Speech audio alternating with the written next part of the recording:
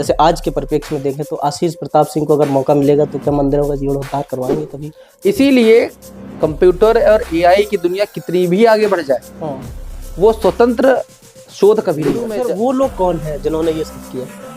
ये तो शोध का विषय, आप शोध कीजिए इस बारे में। क्यों नहीं, आशीष प्रताप सिंह किसको मानते हैं कि वो लोग आखिर है कौन जिन्होंने?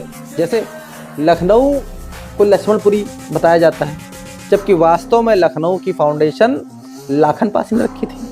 आज भी उनका किला मौजूद है, बहुत क्लियर। मैं उनको बताता सीतापुर बोलिए कि नहीं, छीता पासी को आए, यू राजा छीता पासी को आए, छीता पासी है।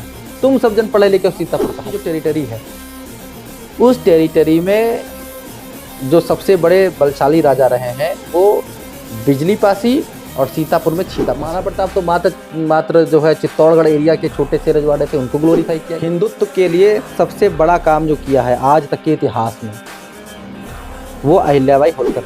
हिंदू बेसिकली यूज हो रहा था प्रीस्ट वर्ग के लिए, वो हिंदू। बाद में जब जनतंत्र आया तो अपनी संख्या बढ़ाने के लिए हिंदू सब में डाल दिया गया।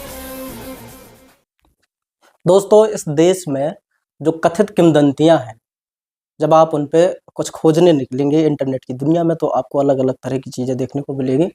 और मैं आज ऐसे ही चीज़ एक खोज रहा था। खोज इसलिए रहा था क्योंकि मानव जीवन में, मानव सभ्यता में तारीख जो है वो बहुत महत्वपूर्ण है।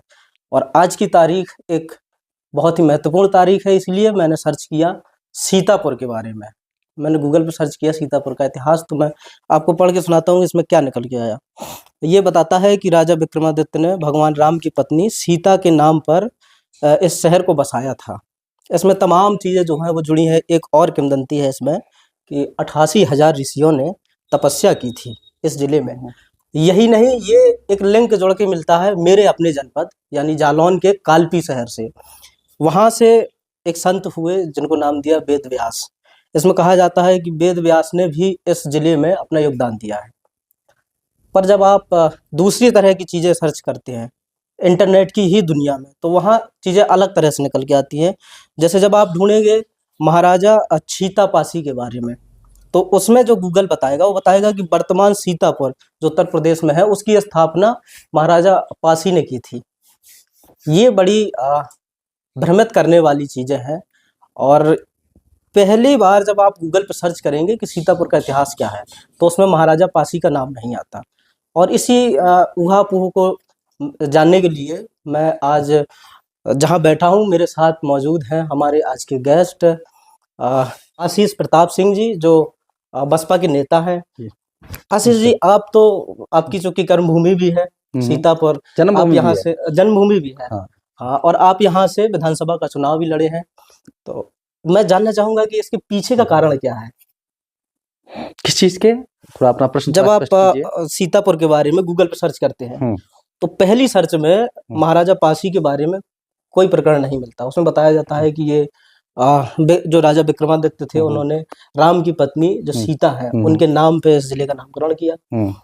वेद व्यास से जोड़ के बताया जाता है, 88,000 संतों की तपोभूमि के रूप में बताया जाता है, पर महाराजा पासी का नाम नहीं आता। गूगल की ये सर्च कैसे इस तरह से काम करती है? जबकि हम जब महाराजा पासी के बारे में सर्च करते हैं तो फिर बताया जाता है कि उत्तर प्रदेश के सीतापुर जिले की स्थापना करने वाले महाराजा पासी है। देखिए सिंह साहब, केपी सिंह जी, पहली चीज तो आपको बताऊं, कंप्यूटर कोई जादू नहीं है, इंटरनेट कोई मैजिक नहीं है। क्योंकि मैं भी जो है टेक्निकली बाय प्रोफेशन इंजीनियर हूँ और तकनीक को और एआई इंजीनियरिंग को समझता हूँ। देखिए, जो इंटरनेट है वो काम करता है डेटा पर, और जिस चीज का जितना अधिक डेटा पड़ा होगा उसी का रिजल्ट वो निकाल के आपको दे देता है। ठीक, अब डेटा कहाँ से आएगा? डेटा का मतलब है किताबों में जो लिखा हुआ है। तो किताबें किनके द्वारा लिखी हुई हैं? उस तत्कालीन राजाओं के जो लेखक थे उनके द्वारा लिखी गई है। तो राजा तो महाराजा पासी भी रहे। हाँ, मैं आ रहा हूँ उसी पे। लेकिन जो महाराजा पासी रहे, लेकिन जो मुख्य किताबें जो जिन लोगों ने लिखी उनकी संख्या और महाराजा पासी के जो लेख लिखे गए उनकी संख्या में बहुत डिफरेंस है। जिन लोगों ने बड़े बड़े काव्य लिखे, मान लीजिए किसी ने 50 किताबें लिखी हैं और एक व्यक्ति ने सिर्फ 2 किताबें लिखी हैं, तो इंटरनेट जो 50 किताबें जो एक ही यूनिफॉर्मिटी में लिखी गई हैं उनके रिजल्ट को वो देगा। हाँ, इसीलिए कंप्यूटर और एआई की दुनिया कितनी भी आगे बढ़ जाए, हाँ, वो स्वतंत्र शोध कभी नहीं कर सकती है। इसीलिए आपको रिजल्ट ऐसे दिखाई देंगे। लेकिन जब आप शोध की नियति से आप पहुंचेंगे, आप सीतापुर की धरती पे आएंगे और सीतापुर के इतिहास को, उसके समाज को, उसके लोगों से आप पूछेंगे, जो इतिहास छुपाया गया है, जिसके बारे में लिखा नहीं गया है, जिसको इतिहास में उतनी जगह नहीं दी गई है, तब आप उसकी वास्तविकता को जानेंगे। जैसे जैसे जैसे मैं एक एक करके बताता हूँ। हाँ, जैसे लखनऊ जो है, अवध क्षेत्र जो कहलाता है, जो पहले ब्रिटिश टाइम में अवध कहलाता था, हाँ, तो लखनऊ और उसके आसपास की जो टेरिटरी है, उस टेरिटरी में जो सबसे बड़े बलशाली राजा रहे हैं वो बिजली पासी और सीतापुर में छीता पासी रहे हैं, हाँ, 17वीं 18वीं शताब्दी के पास में। ठीक, उस समय सीतापुर छीता पासी के नाम से ही पड़ा। अच्छा, ठीक है, लेकिन जो लोग कहानीकार है, जो कहानी को इतिहास बनाने में पारंगत हैं, हाँ, उन लोगों ने 50 किताबें लिखी हाँ, और बताया कि इस तरीके से बताएगी। और फिर सरकारें जो आई, हाँ, जो धर्म की राजनीति करने वाली रही, जो हर चीज को धर्म के माध्यम से जोड़ना चाहती हैं और लोगों को भ्रमित करने वाला इतिहास बताना चाहती हैं, तो उन्होंने उसको जो है राम और सीता से जोड़ दिया। हाँ, दूसरी चीज आपको बताऊं, बहुत पुरानी बात नहीं है, आज से करीब 2025 चल रहा है ना, करीब करीब 20 ये साल 26 है। हाँ 26 चल रहा है, मैं करीब करीब 20 साल पहले की पुरानी बात है, 20-18 साल, क्योंकि मेरी दादी को खत्म हुई 15 साल 16 साल हो गया है। हाँ, तो उस समय जब 4-5 साल पहले की बात है, तो हम लोग खिला करते, तो वो यूजुअली सीतापुर को हमेशा छीतापुर बुलाया करती थी। अच्छा, आपकी जो दादी थी वो हाँ, छीतापुर कहा वो करती थी। छीतापुर कहा करते थे। तो हमने कहा, अरे तो हम तो छोटे हुए हैं, हमने तो सीतापुर सुना, तो हम कहते थे नहीं दादी सीतापुर। कहीं ऐसा तो नहीं था कि वो शाब्दिक फिसलन की वजह से नहीं निकलता नहीं हो? नहीं, बहुत क्लियर, मैं उनको दादा सीतापुर बोलिए हाँ, कि नहीं, छीता पासी को आए, हाँ, यू राजा छीता पासी को आए, छीता पासी है, तुम सब जन पढ़े लिखे सीतापुर कहते हो। तो ये हमें बचपन से मालूम है कि क्षेत्रीय लोगों से आप पूछेंगे, जो पुराने लोग हैं, आप जो लोग जीवित हैं वो बता सकते हैं, पुराने लोग नहीं बता सकते हैं, जब है ही नहीं। तो इस तरीके से कूटनीतिक चालों के द्वारा उस इतिहास को बदल दिया जाता है। जैसे लखनऊ को लक्ष्मणपुरी बताया जाता है, जबकि वास्तव में लखनऊ की फाउंडेशन लाखन पासी ने रखी थी। आज भी उनका किला मौजूद है। हाँ। इसकी अच्छा, जो एक बात बताइए, जैसे जब आप कहते हैं कि ये जो धार्मिक कट्टरता या धर्म पर राजनीति करने वाली पार्टियां आई और इन्होंने फिर उसको, इनके जो इतिहासकार हुए, सत्ता के इतिहासकार, उन्होंने सीतापुर से रिलेटेड या जो जो भी अलग चीजें रही उनके नाम परिवर्तित कर दिए। तो जो छीता पासी रहे या लखन पासी रहे, ये लोग हिंदू नहीं थे क्या? जब बात तो हिंदुत्व की हो रही, तो अगर इतिहास लिखा जा रहा तो ये कौन से मुगल शासन के मतलब शासक रहे? देखो हिंदू, हाँ मतलब आप कह रहे हैं कि हिंदू ने हिंदू के साथ अन्याय किया? नहीं, हिंदू ने हिंदू के साथ अन्याय नहीं किया। पहली बात तो हिंदू को समझना बहुत जरूरी है।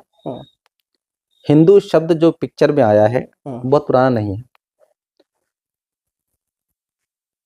हिंदू बेसिकली यूज हो रहा था प्रीस्ट वर्ग के लिए कि वो हिंदू है। बाद में जब जनतंत्र आया तो अपनी संख्या बढ़ाने के लिए हिंदू सब में डाल दिया गया, अपनी व्यवस्थाओं को डालते हुए।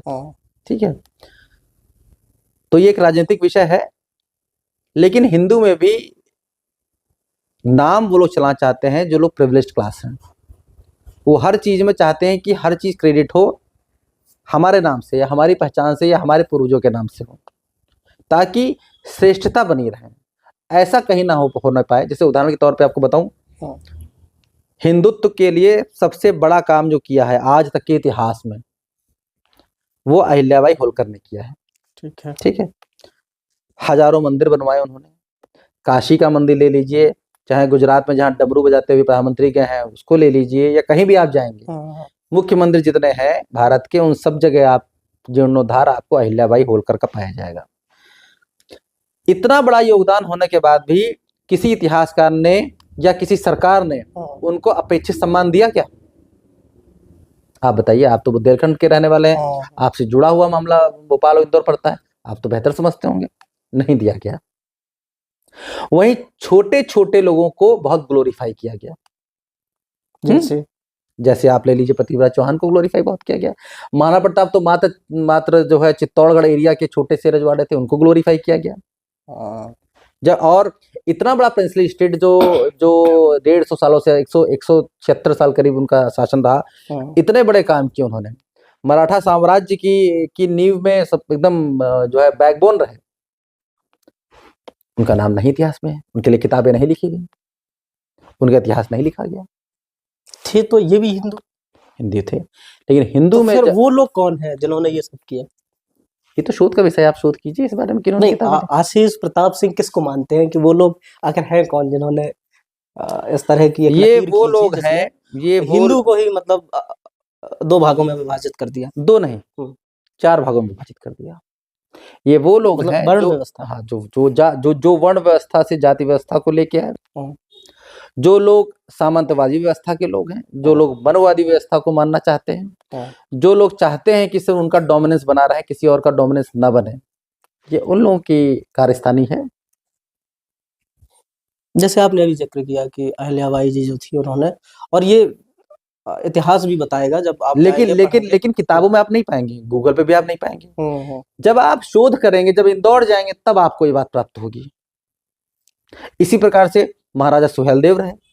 सुहेलदेव के बारे में किताबें नहीं लिखी गई हैं, उनकी गर्व की बहुत बड़ी पुस्तकें नहीं लिखी गई हैं। लेकिन जब आप बहराइच में जाएंगे, जब पूर्वांचल में आप पहुंचेंगे, तब लोगों को आपको मालूम चलेगा कि जो है महाराज सुहेलदेव कौन थे। ओम प्रकाश राजभर जी और जो अन्य लोग हैं, जब इन्होंने मूवमेंट चलाया है अपने पूर्वजों का, तब उनका इतिहास निकल के बाहर आया, उससे पहले निकल के नहीं आया। इसी प्रकार से जो इंटरनेट आपका काम करता है कि जिनकी किताबें ज्यादा लिखी गई हैं, उनके डेटा के आधार पर आपको रिजल्ट देता है। लेकिन असलियत आपको जाननी है तो आपको इसके इतर शोध करना पड़ेगा, क्षेत्र में जाके बात पूछनी पड़ेगी। अच्छा, जैसे आपने अभी कहा, मैं उसको फिर दोहराता हूँ एक बार कि जब आप कहते हैं, या ये सही भी है कि जब आप इतिहास में जाएंगे और पढ़ेंगे या उसके बारे में पता करेंगे, तो देवी अहिल्याबाई ने जो धार्मिक योगदान दिया है, तुलनात्मक बहुत विशेष और उच्च है। इस मामले को लेकर जैसे आज के परिप्रेक्ष्य में देखें तो आशीष प्रताप सिंह को अगर मौका मिलेगा तो क्या मंदिरों का जीर्णोद्धार करवाएंगे कभी? देखिए, मेरा अगर व्यक्तिगत आप पूछेंगे तो आज देश को मंदिरों की जरूरत नहीं है। मंदिर, मस्जिद, पूजा पाठ, धार्मिक विचारधारा, ये उसका व्यक्तिगत निजी कमरे का विषय है। एज ए राजनेता मेरा कार्य रहेगा उनके सामाजिक उत्थान पे काम करना, इक्वलिटी पे काम करना, प्रदेश और देश के जो संसाधन उनको मिलने चाहिए, उनके अधिकार मिलने चाहिए, उस पे काम करना। वो सब दौर अलग था जब देश मोनार्की सिस्टम पे चलता था, जब राजा रजवाड़े देश को चलाते थे। आज देश को संविधान चला रहा है। वो दौर अलग था जब राजा बताता था कि जो है जनता में क्या होगा। आज जनतंत्र, आज जनता बताएगी कि राजा कौन बनेगा। जनता जनार्दन है और जनता का हित उसकी शिक्षा में है, जनता का हित उसके सामाजिक उत्थान में है, जनता का हित उसके मानसिक उत्थान में है, जनता का हित बराबरी के सम्मान में है। इसके लिए काम करना है। अच्छा, जब आपने इक्वालिटी की बात की तो हाल ही में अभी एक मुद्दा बहुत सुर्खियों में रहा। इतना रहा कि उसको लेके सुप्रीम कोर्ट को बहुत जल्दी में संज्ञान लेना पड़ा। यूजीसी की जो नई गाइडलाइंस है 2026 की, हालांकि गाइडलाइंस तो 2012 से भी चल रही हैं, पर 2026 में जो गाइडलाइंस आई उसको लेके एक विशेष वर्ग है, तथाकथित उच्च वर्ग, उसने खूब विरोध किया। सामान्य वर्ग, हाँ, सामान्य वर्ग, उसने खूब विरोध किया। और नतीजा ये हुआ कि सुप्रीम कोर्ट को संज्ञान लेते हुए, हालांकि क्योंकि उसमें मैं उसका नाम भूल रहा हूँ, जो PIL दायर करके गए थे सुप्रीम कोर्ट, और फिर उस पर रोक लगा दी, स्टे लगा दिया। मार्च में सुनवाई है। इस पूरे मामले को लेके आशीष प्रताप सिंह इक्वालिटी को कैसे देखते हैं? देखिए, दो चीजें हैं। जागरूकता वो शब्द है जो जिसकी परवरिश और शुरुआत आपके घर से होती है। अगर आप प्रिविलेज्ड हैं, पहली इसमें दो चीजें मैं कहूंगा, जो अगर आप प्रिविलेज्ड हैं, प्रिविलेज का मतलब है समाज में ऑलरेडी आप एक रुतबा, एक स्थान रखते हैं, और अगर आपको तब बराबरी पर रहने को कहा जाएगा तो आपको बुरा लगेगा। बराबरी भी आपको डिस्क्रिमिनेशन लगती है। दूसरा, जो जागरूकता है, जिस समाज में जितनी अधिक होगी जागरूकता, वो समाज अपने अधिकारों के लिए और अपने साथ होने वाले किसी भी एक जरा से भी मैं कहूँगा उसके लिए अहित के लिए, वो शोषण या अन्याय के खिलाफ अन्य के लिए जरा भी है तो वो जागरूक है, तो उसकी लड़ाई वो लड़ेगा। लेकिन जो वर्ग जागरूक नहीं है या जिसको अपने अधिकार, अपने हित और अहित से की जानकारी नहीं है, वो नहीं बोलेगा। तीसरा, डेमोक्रेसी यानी जनतंत्र में जो न्यायपालिका है, उसमें हर किसी को अपने हित के लिए जाने का खुला दरबार है। तो जो जागरूक थे वो लोग गए, जो लोग जागरूक नहीं है वो लोग घर बैठे हैं, सो रहे हैं, रीले ट्रोल कर रहे हैं। अच्छा, जब न्यायपालिका का जिक्र आता है तो एक दो चीजें इससे भी जुड़ी सामने निकल के आती है कि जब किसान आंदोलन चल रहा था, लंबे समय तक किसान बैठे रहे धरने पे, लगभग 600 से ज्यादा किसानों की जान चली गई वहां, तब न्यायपालिका की भूमिका इस तरह की दिखाई नहीं दी। आप नहीं कह रहे। और दूसरी चीज, जब इस देश में सुप्रीम कोर्ट के चीफ जस्टिस दलित बनते हैं तो उन पे जूता फेंका जाता है। न्यायपालिका को लेके देश में जो न्यायपालिका की स्थिति है उसको लेके आप क्या कहेंगे? देश के एक तबके को ऐसा लगता है कि देश में कुछ भी होगा, कोई भी बड़ा काम की वर्क की पोजीशन, उन पर उनके अलावा किसी और को बैठने का अधिकार नहीं है। ये वो लोग हैं जो उस कुंठित, संकुचित, मनुवादी व्यवस्था और मानसिकता के लोग हैं। दुर्भाग्य से ऐसी एक बड़ी संख्या है, और वो लोग ये डाइजेस्ट ही नहीं कर पाते हैं कि कैसे एक उनके अलावा किसी वर्ग का व्यक्ति उन कुर्सियों पे, उन पदों पे बैठे। उदाहरण आप लीजिएगा, जुडिशरी की आपने बात की, मैं ब्यूरोक्रेसी का उदाहरण दे देता हूँ। ब्यूरोक्रेसी में आप उत्तर प्रदेश में पिछले 10 सालों में तमाम डीजीपी बदले और आरक्षण लागू है। और आरक्षण में आप जानते हैं कि 50% लोग ओबीसी और एससी वर्ग से आते हैं। ठीक है। तो इतने ज्यादा आईपीएस जब निकल रहे हैं तो कोई भी आईपीएस अधिकारी क्या डीजीपी बनने के योग्य नहीं था? बहुजन समाज से बन सकता था, लेकिन नहीं बना। ऐसे ही जब तमाम हर वर्ष 200 से 300 आईएएस अधिकारी निकलते हैं, मुख्य सचिव स्तर पर जाने के लिए कोई बहुजन समाज से मिला आज तक? लोग सेक्रेटरी रैंक से जब ऊपर जाते हैं तो उनको किसी भी सिक पीएसयू या किसी भी शंटिंग पोस्ट पर उनको जो है एमडी बना के बैठा दिया जाता है। मुख्य धारा में उनको नहीं लाया जाता है, एक लेवल से ऊपर। जब वो आईएएस निकालते हैं यूपीएससी एग्जाम तो बहुत हल्ला होता है, लेकिन जब पोजीशन देने की बात धीरे धीरे जैसे आती है सेक्रेटरी रैंक से एंड अबव, तो आपको दिखाई नहीं पड़ेंगे मुख्य धारा में। तब वो किसी पीएसयू भेज दिए जाएंगे, किसी आयोग में भेज दिए जाएंगे जो मुख्य धारा के नहीं है। आप पीछे बैठ के बाबू की तरह काम कीजिए, या आप सचिवालय में बैठा दिए जाएंगे।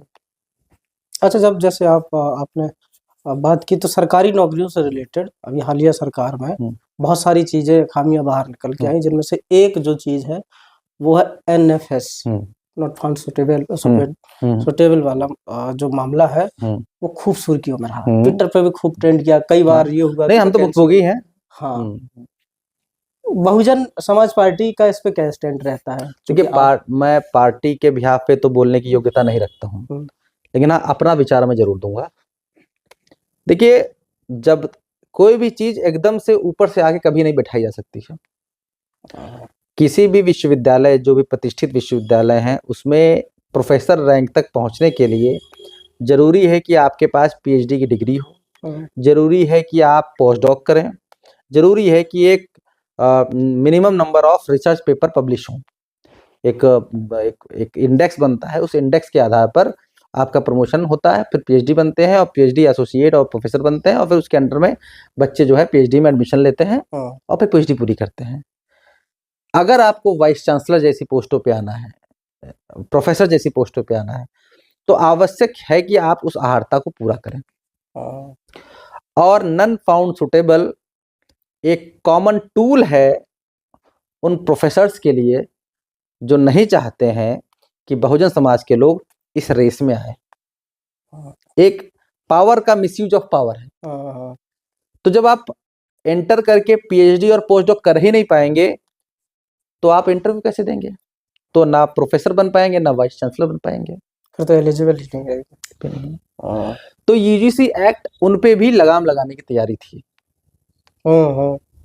क्योंकि अगर आपने एक बार से अधिक या 2 बार से अधिक एनएफएस किया और स्टूडेंट को अपने ऊपर कॉन्फिडेंस है कि मैं एलिजिबल हूं, तो वो कंप्लेंट करेगा। अब तक प्रोफेसर्स को जांच में कोई भी जवाब देने की जरूरत नहीं, वो उनकी पावर थी। नहीं हमें योग्य लगा, हमने नहीं लिया। एक बार नहीं लगा, 2 बार नहीं लगा, जब तक नहीं योग्य लगा, जब तक कि मेरा फेवरेट लड़का, मेरी फेवरेट कास्ट का छात्र या छात्रा, या मेरा स्वजातीय या नेपो लड़का उस लिस्ट में आ नहीं गया, और जैसे ही आया तो सिलेक्टेड हो गया। मेरी जानकारी के हिसाब से शायद 3 बार अगर एनएफएस लगता है तो उसके बाद सामान्य में चली जाती है सीट, तो चली जाती है, तब वो सिलेक्शन। अच्छा, मुझे ऐसा लगता है हम लोग जिस चर्चा पे थे उससे भटक गए और दूसरी जगह जाके पहुंच गए। चर्चा ये थी कि छीता पासी जो है, छीता पासी का योगदान क्या रहा, थोड़ा हमारे जो दर्शक है उनको बताइए, क्योंकि बहुत सारे लोग हैं जो नहीं जानते। देखिए, छीता पासी एक बहुजन समाज के बहुत बड़े शूरवीर योद्धा थे जो 17वीं 18वीं शताब्दी में आए, और अपने शौर्य और वीरता से उन्होंने उस साम्राज्य को खड़ा किया।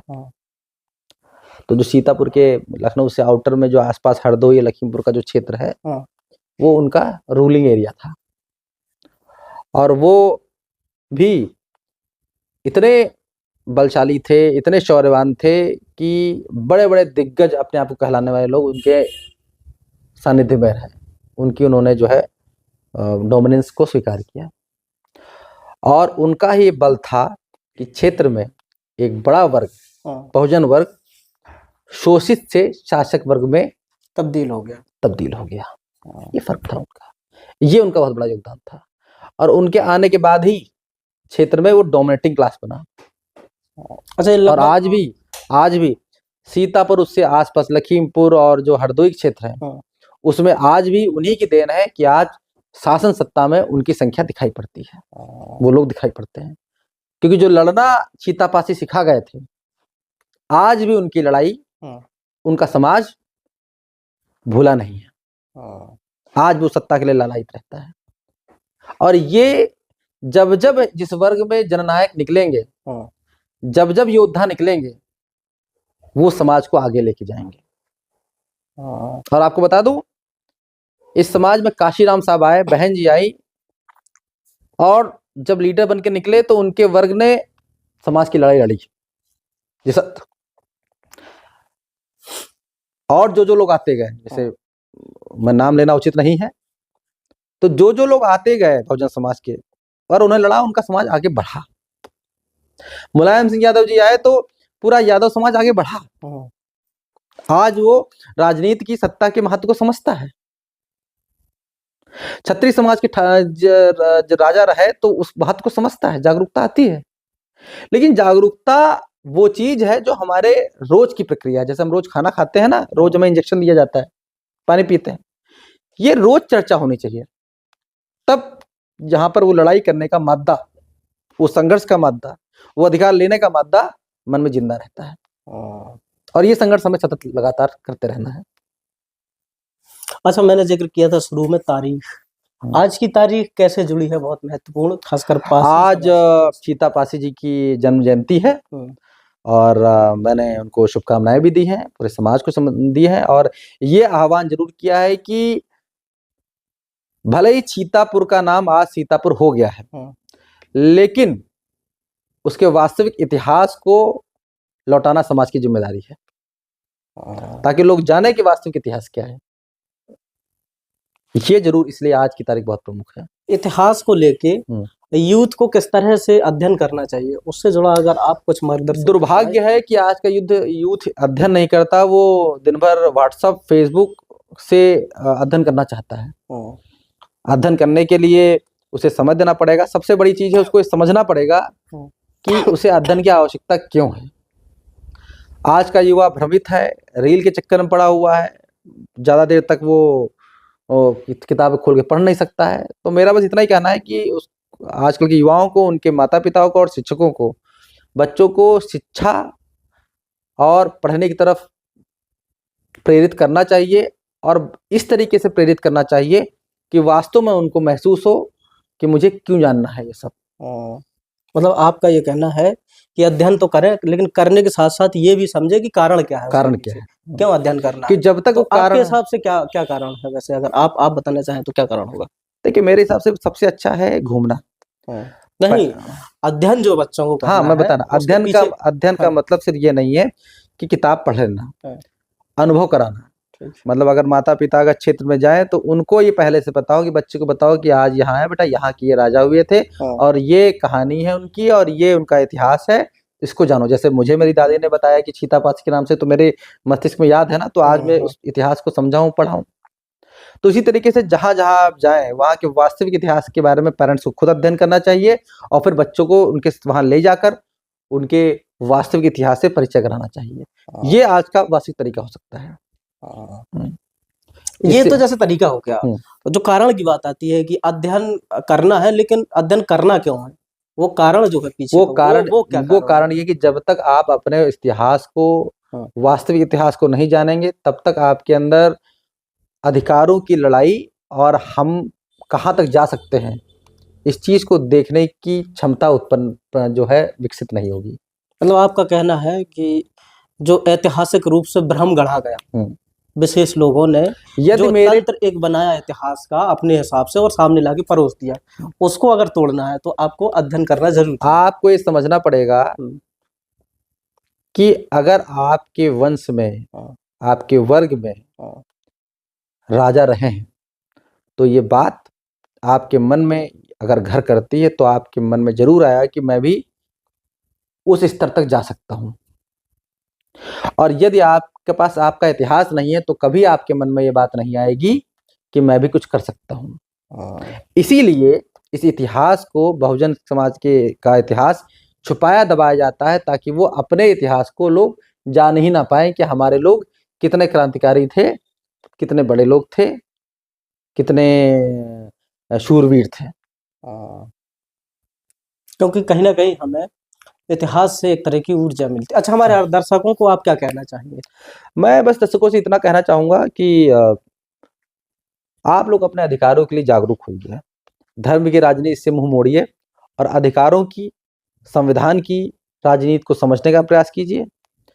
घर में राजनीतिक चर्चा ज़रूर कीजिए और उन चीज़ों पर चर्चा कीजिए कि कहाँ पर हमारा हित हुआ, किन सरकारों ने हमारा हित किया, किन में अहित किया। और हित-अहित की परिभाषा आप अपने विकास से जोड़िए, अपने संसाधनों से जोड़िए, अपने, ना कि धर्म, जाति, इन चीज़ों से जोड़िए। हाँ। अच्छा, चलिए सर, सच्ची आवाज़ को समय देने के लिए आपका धन्यवाद। बहुत-बहुत धन्यवाद। और हमारे आज की ये जो चर्चा है, एपिसोड में जो चर्चा हुई, इसको लेके अगर हमारे गेस्ट के आंसर पे आपका कोई सवाल है तो हमें कमेंट करके ज़रूर बताइए। हम कोशिश करेंगे कि अगली बार उनका भी उत्तर आपके पास तक पहुँच सके। बहुत-बहुत शुक्रिया।